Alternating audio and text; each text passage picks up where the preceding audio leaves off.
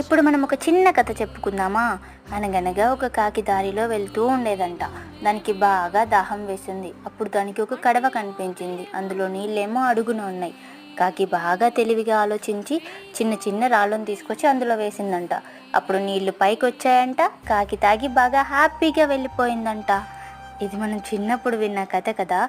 ఈ కాకి ఇంటెలిజెన్స్తో పాటు ఒక ఐకమత్యం కూడా ఉందండి. ఒక్క కాకికి అన్నం పెట్టాము అంటే అన్ని కాకుల్ని పిలుస్తుంది. అలాగే ఒక్క కాకికి ప్రాబ్లం వచ్చిందంటే అన్ని కాకులు అక్కడికి వచ్చి రెస్పాన్స్. కానీ మనం మాత్రం ఇలా చెయ్యమనిపిస్తుంది.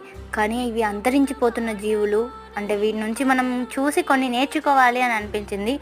అందుకే ఈరోజు నేను ఈ వీడియో మీ ముందుకు తీసుకొచ్చాను. అలాగే దీనిపైన మీ ఉద్దేశం ఏంటో కూడా ఒకసారి కామెంట్ సెక్షన్లో తెలియజేసేయండి.